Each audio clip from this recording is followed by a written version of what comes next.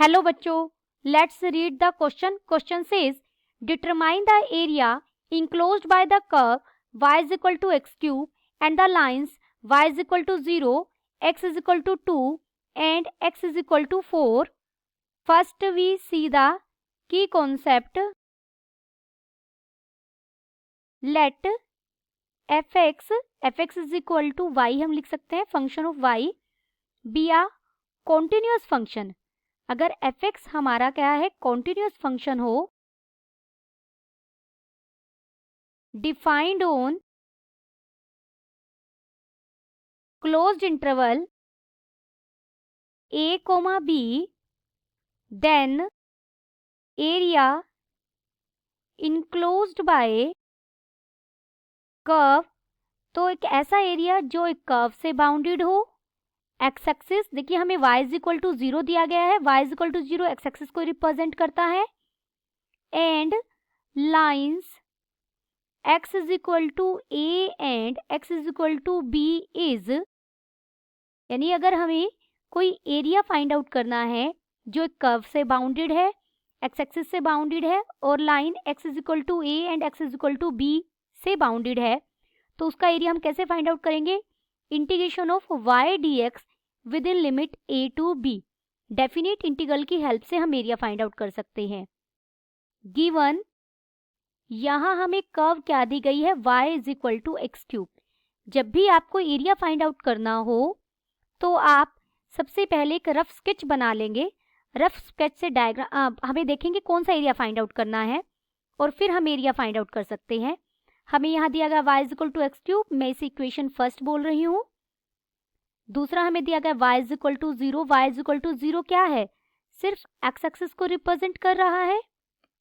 And third हमें दी गई है line x is equal to 2. Let this is equation second, ये थर्ड है. और हमने नेक्स्ट लाइन हमें क्या दी गई है, x इज इक्वल टू 4. सबसे पहले हम रफ डायग्राम बनाएंगे और देखेंगे कि ये बाउंडेड एरिया कौन सा है. ये ओरिजिन है हमारा, दिस इज एक्स एक्सिस, ये y एक्सिस है.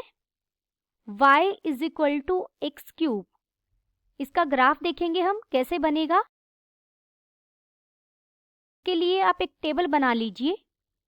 जब भी हमें कर्व को ड्रॉ करना हो तो हम कोई भी 2 या 3 पॉइंट्स पर x y pair find out करेंगे और उसे आपको एक फ्रीली हैंड से मिलाना है. कर्व के लिए हम हमेशा फ्रीली हैंड से मिलाते हैं. देखिए अगर मैं x को 0 पुट करती हूँ तो y भी क्या मिल जाएगा, 0, यानी ये ओरिजिन आएगा इसका पॉइंट. अगर हम x को 1 रखते हैं तो y भी कितना मिल जाएगा, 1. अगर मैं x को 2 रखती हूँ तो y कितना मिल जाएगा, 8. आप नेगेटिव साइड भी बना सकते हैं लेकिन मुझे x एक्सिस से अबोव वाला ही चाहिए, तो इसीलिए मैंने पॉजिटिव पॉइंट्स लिए हैं. तो ये कौन कौन से पॉइंट होंगे, देखिए ओरिजिन ये हो जाएगा.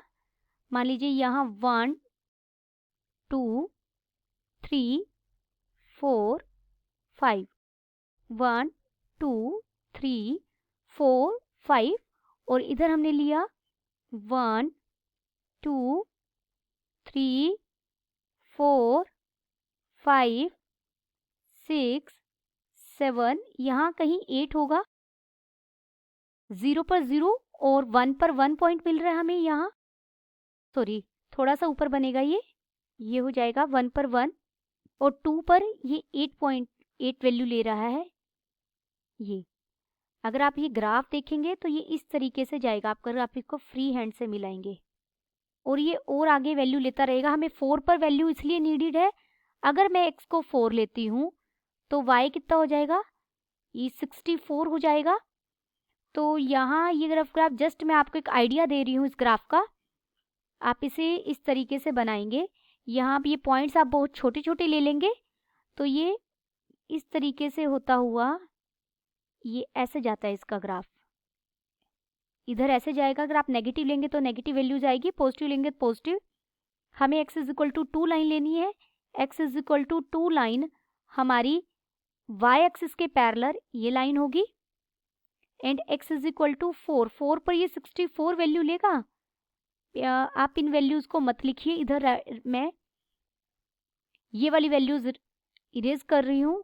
जस्ट आपको ग्राफ का एक रफली ग्राफ तैयार करना है जिससे आपको आइडिया मिल जाए। तो curve y is equal to x cube ये बन गई हमारी, ये लाइन हो गई x इज इक्वल टू 2 के लिए, ये लाइन हो गई x इज इक्वल टू 4 के लिए, और x y is equal to 0 यानी x एक्सिस वाली लाइन हमारी ये है। इन चारों से बाउंडेड रीजन है वो ये आया है, जो ये ग्रीन पेन से जस्ट इतना रीजन है जो गिवन चारों एक कर्व और 3 लाइन से बाउंडेड है, ये वाला। हमें इसका एरिया फाइंड आउट करना है। इन पॉइंट्स को अगर हम नाम दें, ये पॉइंट A होगा, ये B, C and this point is D। तो एरिया क्या हो जाएगा? Area ABCD। आप इसे लिख सकते हैं रिक्वायर्ड एरिया। जो हमें फाइंड आउट करना है वो एरिया क्या है? एरिया ABCD है। और एरिया हम कैसे फाइंड आउट करते हैं? डेफिनेट इंटीग्रल की हेल्प से विद इन लिमिट 2 to 4 हो जाएगा। y dx this is equal to integration 2 to 4 y हमारा क्या था? x cube dx। इंटीग्रेशन करेंगे हमें मिलेगा x raise to power 4 divided by 4 within limit 2 to 4। This is equal to 1/4, 4 raise to power 4 आ जाएगा, माइनस 2 रेज टू पावर 4। आप इसे सोल्व करेंगे, इजी से कैलकुलेशन है, हमें मिलेगा 60 स्क्वायर यूनिट्स। क्योंकि एरिया है, एरिया हमेशा स्क्वायर्स में निकलता है, स्क्वायर यूनिट्स आ जाएगा।